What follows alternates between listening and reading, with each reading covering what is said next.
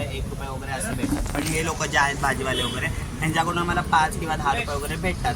आता गेले जवळजवळ वर्ष झालं, 8-9 महिने झाले आम्हाला काय बाजार बंद असल्यामुळे आमची पण इन्कम काय नाही आहे.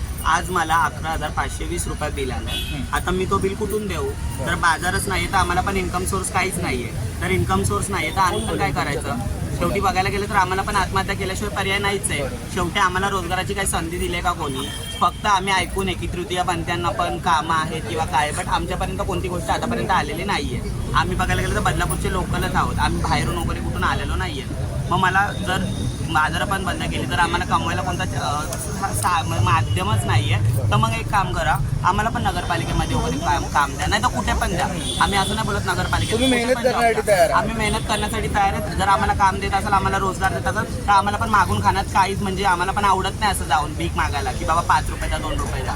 तर जर आम्हाला रोजगाराची संधी उपलब्ध होत असेल तर ठीक, नाहीतर आमचं जे चाललं आणि बघायला गेलं तर मला नाही वाटत की त्यांची कोणतीच मागणी चुकीची आहे. आज ते पण कमवूनच खातात, आम्ही पण कमवून खातो. जर आम्ही ते पण नाही मागणं तर आम्हाला उपाशी मिळेल किंवा आमच्याकडचा कोणताच पर्याय नाही. मला तर एवढंच कळतं की त्या लोकांना जेवढे पण पॉलिटिशियन आहेत बदलापूरचे जेवढे पण आहेत, कारण मी बदलापूरच नाही मी सगळं फिरते कर्जतपर्यंत, मी अंबरनाथपासून कर्जतपर्यंत सगळं फिरते. सगळीकडे बाजारं चालू आहेत, फक्त बदलापूरमध्येच हा प्रॉब्लेम आहे. आणि ज्या लोकांनी ठराव मंजूर केला, मी बघितले व्हिडिओ इंस्टाग्रामला, ज्यांनी ठराव मंजूर केलेत त्या लोकांनी आम जनतेला कोणाला घेऊन हा निर्णय नाही घेतला आहे. त्यांनी आपसमध्ये केलं आहे. आणि चोऱ्यामाऱ्या होतात ना तर सगळ्या ठिकाणी चोऱ्यामाऱ्या होत आहेत. सार्वजनिक ठिकाणी असं कोणतंच ठिकाण आहे की जिथं चोऱ्या होत नाही आहेत. ट्रेनमध्ये चोऱ्या होत आहेत. मग तसं बघायला गेलं तर आता मागे गणपती येतील तेव्हा तर तुम्ही इतका मोठा यात्रा भरवता, मग ती पण नका भरवू. जर चोऱ्याच होत आहेत ना तर 10 दिवसाची किंवा ती 11 दिवसाची यात्रा नका भरू तुम्ही. ती पण बघायला गेलं तर चोऱ्या प्रत्येकाकडे होतात. त्यांनी जे पण कारणं सांगितलं मला स्वतःला तर ते एक पण पटलेले नाही आहेत. त्यांनी फक्त ना थुकपट्टी लावून एक लांब करायचं म्हणून त्यांनी आठवडी बाजार उठवायचाच आहे. म्हणजे सामान्य नागरिकाला फक्त त्रास द्यायचा एवढंच ठरवलं सगळ्यात जेवढे पण पॉलिटिशियन आहेत त्यांनी.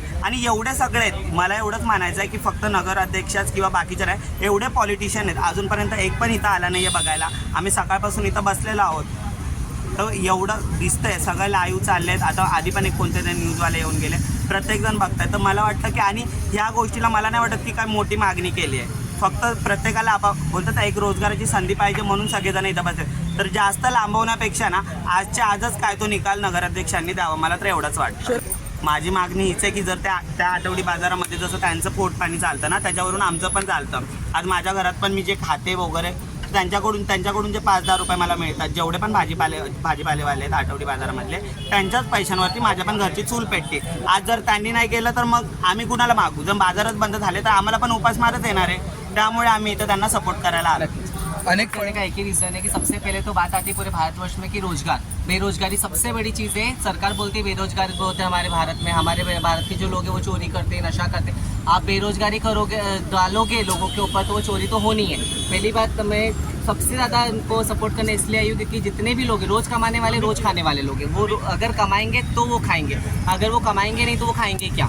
और उनके कमाने से हमारे घर के हमारे जितने भी तृतीयपंथी लोग हैं उन लोगों के पेट चल रहे हैं. उन लोगों का रोजगार चालू होगा तो हमारा रोजगार चालू होगा. अगर उन लोगों का रोजगार नहीं है तो हम लोग को भी कमाने के लिए, हम लोग के लिए खाने के लिए कुछ नहीं, क्योंकि हमको सरकार ने कुछ भी फ्री नहीं किया है. हमको भी भाड़े देने, हमको भी लाइट बिल भरने, हमको हमारे घर के भी लोग हैं जो पढ़ाई लिखाई करते हैं, उनके हमको शिक्षण पूरा करना है. हम खुद पढ़ते हैं, अभी मैं खुद पढ़ाई करती हूँ, मुझे भी अपने फीस वगैरह भरने, तो मैं कहाँ से कमाऊंगी? अगर उनका घर चलेगा, उनका पेट चलेगा, उनका रोजगार चलेगा तो मेरा रोजगार चलेगा ना.